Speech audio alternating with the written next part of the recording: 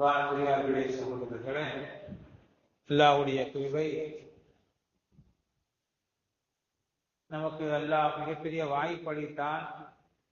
10 நோன்புகளை நாம் சிறப்பான முறையிலே நமக்கு மனசார நாம் கழித்திருக்கிறோம்.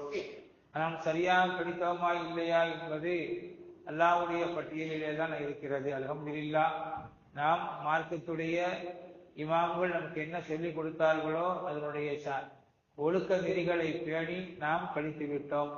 அல்லாஹ் தஆலாவுடைய தொழுகை, வணக்க வழிபாடுகள் எல்லாவற்றையும் ஏற்றுக்கொள்வானாக. அன்பான சகோதரிகளே, இன்று ஓதப்பட்ட வசனங்கள் சூரத்துல் யூசுப். இது ஒரு முக்கியமான ஒரு சூரா. இது அல்லாஹ் தஆலா ஒரு வரலாறை, யூசுப் நபி அலைஹிஸ்ஸலாமுடைய வரலாறை குர்ஆனில் பதிவு செய்கிறார். 2 நபிமார்களுடைய வரலாறை பிறப்பிலிருந்து அல்லாஹ் பதிவு செய்கிறார். அதாவது மூசா அலைஹிஸ்ஸலாத்துடைய வரலாறு பிறப்பு இருக்குது, யூசுப் அலைஹிஸ்ஸலாத்துடைய வரலாறு பிறப்பு இல்லை, பிறந்ததுக்கு பிறகு உள்ள அந்த வாழ்க்கை முறைகள் எல்லாம் யூசுப் அலைஹிஸ்ஸலாத்துடைய வாழ்க்கையை பற்றி அல்லாஹ் பதிவு செய்கிறார். இதுல அந்த வரலாறை பதிவு செய்யும் பொழுது ஆரம்பத்தில் அல்லாஹ் தஆலா சொல்லுவது கனவு. ஒரு கனவு, அது படுத்தாத பாடு, பெரிய பாடுகளை படுத்தி கடைசியில் முடிவு கொண்டாந்துச்சு. இப்ப நம்ம ஊர்ல மக்கள் இருக்கிறாங்க, மார்க்க மசாயில் எவ்வளவோ மசாயில்கள் இருக்குது, அதையெல்லாம் அஜத்திட்ட கேட்க மாட்டாங்க. அஜத்து ஃபிக்ஹ் படிச்சிருக்கிறாரா, மார்க்க ஹதீஸ் படிச்சிருக்கிறாரா, அதற்கு இதை எப்படி செய்யலாம், இதை என்ன செய்யலாம்னு கேட்கறதை விட நான் இந்த கனவு கண்டேன் அந்த கனவு கண்டேன்னு சொல்லிட்டு கனவை கேட்கறது தான் அதிகமா இருக்கு. பெரும்பான்மையா கேட்கறது கனவுக்கு விளக்கம் தான் கேட்பாங்க. எது கனவுக்கு விளக்கம் அஜித்து படிச்சிருக்கிறார்களான்னா அஜித்து படிக்கிறது. கனவுக்கு விளக்கம் வேற எங்கேயாவது சொல்லப்பட்டிருக்குதா அப்படின்னா அதுக்கு தனி கிதாபுகள் இருக்குது. கனவு விளக்கம் சொல்லுவதற்கென்று தனி ஞானம் அல்லாஹ் தஆலா அந்த விளக்கத்தை எல்லாத்துக்கும் கொடுக்கல. ஆயிஷா அம்மா நினைக்கிறேன், ஆயிஷா அம்மாவா பாத்திமா அம்மாவான்னு தெரியல, ஒரு நாள் ஒருத்தவங்க கனவுக்கு கண்டேன்னு சொல்லிப்பட்டு கேட்டுக்கிட்டு இருக்கிறாங்க. ஆயிஷா அம்மா தான் நினைக்கிறேன். பெருமானார் ஸல்லல்லாஹு அலைஹி வஸல்லம் உள்ள வந்துட்டாங்க. ஆயிஷா, கனவுக்கு பார்த்து விளக்கம் சொல்லு, அது மூமியினுடைய கனவு, நீ பேசாம எனத்தியாக உன்னை சிரித்து போயிடக்கூடாது. அப்ப கனவுக்கு விளக்கம் கேட்கும் போது எதையாவது உன்னை சொல்லிட்டா அது பலிக்கும். எதையாவது உன்னை சொல்லிட்டோம்னா சொன்னது பலிச்சிரும். அதனால எல்லாத்தையுமே கேட்கக்கூடாது. கனவு விளக்கத்தை போய் எல்லாத்தையுமே கேட்கக்கூடாது. எல்லா கனவுக்கும் விளக்கம் தெரியணும்னு நினைக்க கூடாது. ஏன்னா கனவு 3 வகை இருக்கு. கனவு 3 வகையான கனவு இருக்கு. ஒண்ணு, அது அல்லாஹ்வின் புறத்திலிருந்து வரக்கூடிய கனவு. இரண்டாவது, ஷைத்தானின் புறத்திலிருந்து வரக்கூடிய கனவு. மூணாவது, அவருடைய நஃப்ஸின் புறத்திலிருந்து வரக்கூடிய கனவு. அப்ப அல்லாஹ்வின் புறத்திலிருந்து வரக்கூடிய கனவு யாருக்கு வரும் அப்படின்னா நல்லவங்களுக்கு வரும், தொழுகையான்களுக்கு வரும். அவன் யாருடைய பேச்சு நடத்த எல்லாவற்றிலும் உண்மையாக இருக்குதோ, யாருடைய பேச்சு நடவடிக்கைகள் செயல்பாடு, சாப்பிடுறது ஹலாலான சாப்பாடு, ஹலாலான குடிக்கிறது, ஹலாலான வருமானம் எல்லாம் ஹலாலாக யார் வைத்திருக்கிறார்களோ அவர்களுக்கு கனவு வரும்.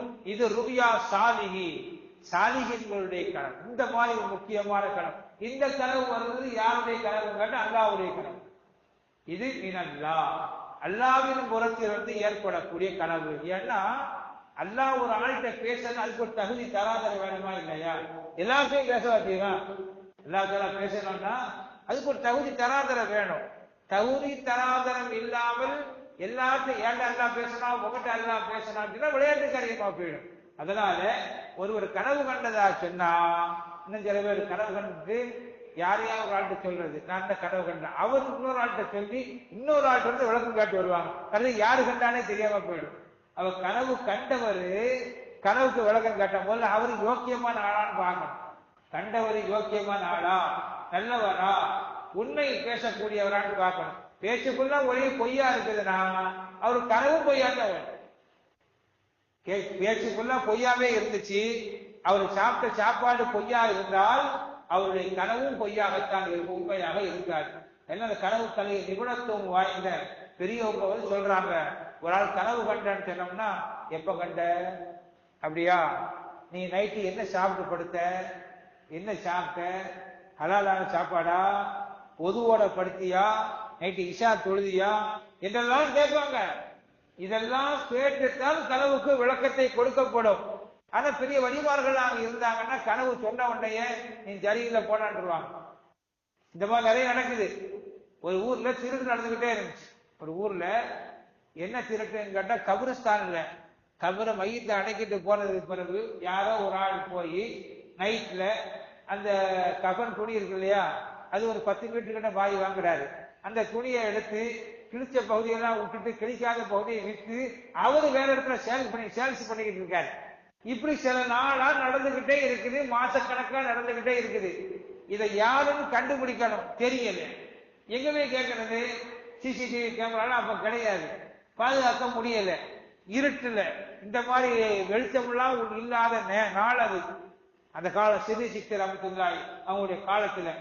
இப்போ அவங்கள்ட்ட சொன்னாங்க, அவங்க தான் ஊர்ல பெரிய தலைவர் காசியாக இருக்கிறாங்க, இப்படியா நடக்குது என்னன்னு தெரியல, சரி பாப்போம் அல்லாட்ட நான் துவா செய்கிறேன் அப்படின்னாங்க. சில நாள்களை கழித்தது ஒரு ஆள் வந்தாரு. ஒரு ஆள் வந்து அஸ்ஸலாமு அலைக்கும்னாரு. என்னப்பா, நான் ஒரு கனவு கண்டேன், கனவுக்கு விளக்கம் சொல்லுங்களேன். என்னப்பா கனவு கண்ட? ஒரு முட்டை. அவர் அழகா கனவு விளக்கம் சொல்ல கேட்கிறாரு. ஒரு முட்டை, அந்த முட்டையில மஞ்சக்கருவு இருக்கும், வெள்ளைக்கருவும் இருக்கும். மஞ்சக்கருவை வச்சுட்டு வெள்ளைக்கருவை மட்டும் அப்படியே பிரிச்சு எடுக்கிற மாதிரி நான் கனவு கண்டேன், நான் எடுக்கிறேன். ரொம்ப சூப்பர் கனவு, கொஞ்சம் உட்காரு, போலீஸை வர சொல்லுட்டாங்க. கொஞ்சம் ஆபீஸ்ல வெயிட் பண்ண அப்படின்னு சொல்லிட்டு போலீஸை வர சொல்லி, இந்த கொஞ்ச நாள் திருடு போய்கிட்டு இருக்கேன்னு சொன்னீங்க, இவன் தான் ஆளை பிடிச்சிட்டு போங்கன்ட்டாங்க. அல்லாஹ் சில பேர் இப்படியே மாட்டி விடுவான். விளங்க சொல்றது, ஆக கனவுக்கு கலைக்கு தனியா அல்லாஹ் சில பேரை வைத்து இருக்கிறான். அப்ப சில கனவுகள் இருக்குது, உரிய சாலிகி நல்லவர்களுடைய கனவு, அது அல்லாஹ்வின் புறத்திலிருந்து வர்றது. அந்த மாதிரி கனவுல எப்ப அந்த கனவு எந்த மாதிரி கனவு எப்ப பலிக்கும் அப்படின்னு கேட்டா, எப்ப கனவு கண்டாலும் பலிக்கும். இரவுல கண்டாலும் சரிதான், பகல் கனவு பலிக்காது. நம்ம ஊர்ல அது வார்த்தை அழகா அந்த வார்த்தை ஜாலங்கள்ல சொல்லுவாங்க, பகல் கனவும் பலிக்கும். பகல் கனவும் பலிக்கும் என்பதற்கு புகாரியிலே நிறைய ஹதீசுகள் ஆதாரம் இருக்குது. புகாரிலேயே நிறைய ஹதீசுகள் இருக்குது. ஆக பகல் கனவும் பலிக்கும், இரவு கனவும் பலிக்கும். ஆனா ரொம்ப நல்ல கனவு என்ன அப்படின்னு கேட்டா, அந்த சஹருடைய நேரம், ஃபஜ்ருக்கு பாங்கு சொல்லுவதற்கு முந்தைய நேரம்.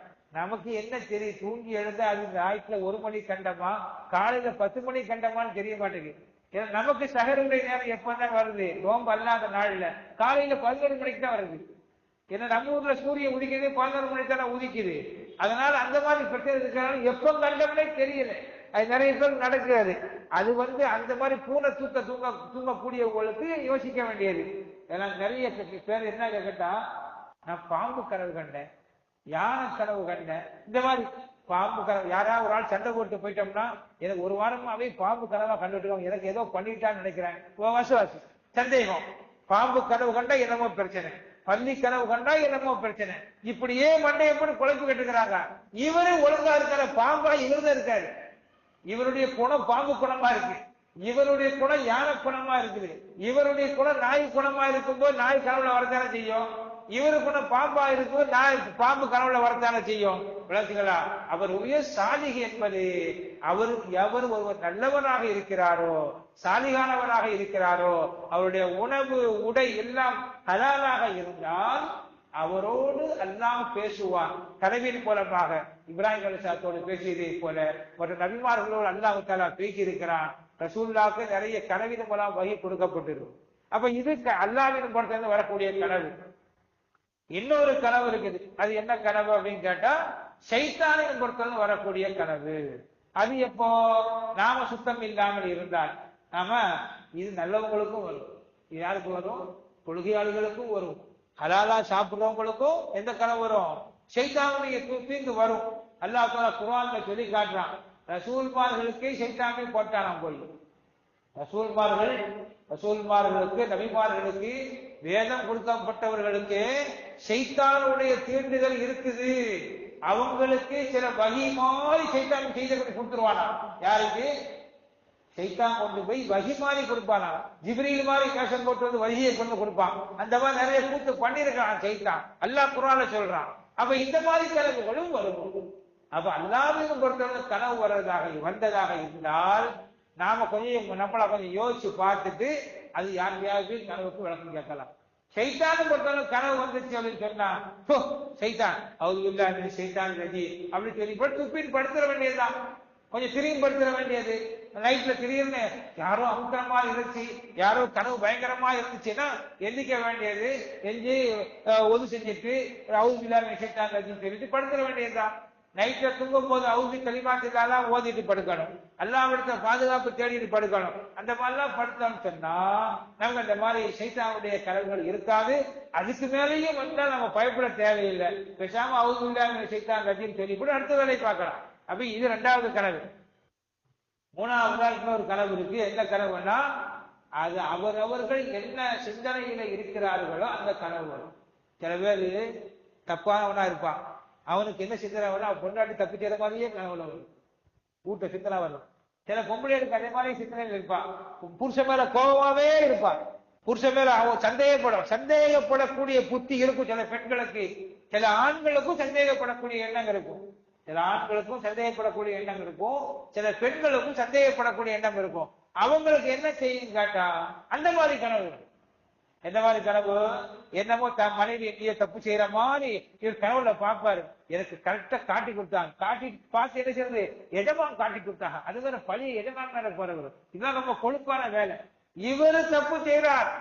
இவருடைய கோபத்தை வெளிக்காட்ட முடியல. இவருடைய கோபத்தை வெளிக்காட்ட முடியல.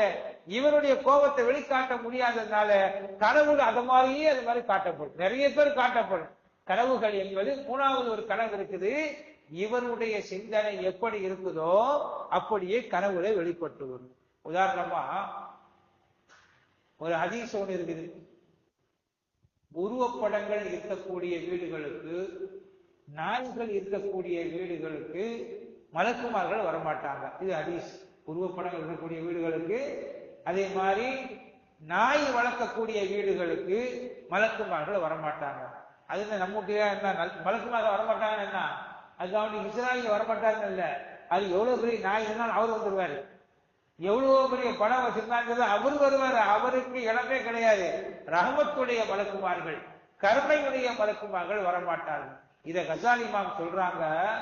யாருடைய உள்ளத்திலே தவறான சிந்தனைகள், அடுத்தவரை பற்றிய குரோதங்கள், அந்த உருவங்கள், கண்டவர்களை பற்றிய சிந்தனைகள் எல்லாம் மனசுல இருக்குதோ இந்த உள்ளத்துல அல்லாஹ்வுடைய ரஹ்மத்து இறங்காது. யாருடைய உள்ளத்துல நாய் குணம் இருக்குதோ, நரி குணம் இருக்குதோ, மாடு குணம் இருக்குதோ, யானை குணம் இருக்குதோ, பாம்பு குணம் இருக்குதோ, மிருகங்களுடைய குணங்கள் யாருடைய உள்ளத்திலே போட்டி, பொறாமை, அடுத்தவரை கொச்சரிப்பு, வயிற்று எரிச்சல், இந்த மாதிரி எல்லாம் யாரு உள்ளத்துல இருக்குதோ அவர்களுக்கு ரஹ்மத்து, அவருடைய உள்ளத்திலே ரஹ்மத்துடைய மலக்குமார்கள் வரமாட்டாங்க. நினைச்ச மாட்டாங்க, ரஹ்மத்துடைய மலக்குமார்கள் வரமாட்டாங்க அப்படின்னு யார் சொல்றா? அல்லாமா கசாலி இமாம் ரஹ்மத்துல்லாஹி அலைஹி சொல்றாங்க. என் வாழ்க்கையில நடந்த ஒரு சம்பவம். ஒரு தடவை நீ சொல்லலாமா புதுமை வருது என்ன சொல்றேன். ஒரு தடவை சம்பவம் நடந்துச்சு கனவுல. ரவுதுநாயகம் முஹியுத்தீன் அப்துல் காதர் ஜீலானி இதுவாக நான் பார்த்தேன். அவங்க கனவுல வந்து அவங்க எஜமா ரோட்ல வர்றாங்க, நல்லா தெரியுது. நான் போய் கையை பிடிச்சி முத்தம் கொடுக்குறான். போய் அவங்க என் தோல்ல கையை போட்டுக்கிட்டு நேர எங்க வீட்டுக்கு என்ன அழைச்சிட்டு போறாங்க. எங்க வீட்டுக்கு என்ன அழைச்சிட்டு போய் வீட்டுக்குள்ள அப்படியே பாக்குறாங்க. பார்த்துட்டு அவங்க போயிட்டாங்க. இது சம்பவம். நாம என்ன சொல்லுவோம்? எஜமா என் வீட்டுக்கு வந்துட்டாங்க, எஜமா என் வீட்டுக்கு வந்துட்டாங்கன்னு சொல்லுவோம். இப்ப இதுக்கு என்ன விளக்கம்? நாமே இதை செய்கிட்ட போய் பெரியவங்கள்ட்ட விளக்கம் கேட்டேன். இந்த மாதிரி கனவு வந்துச்சே என்னான்னு. வீட்டுக்குள்ள பாக்குறாங்க.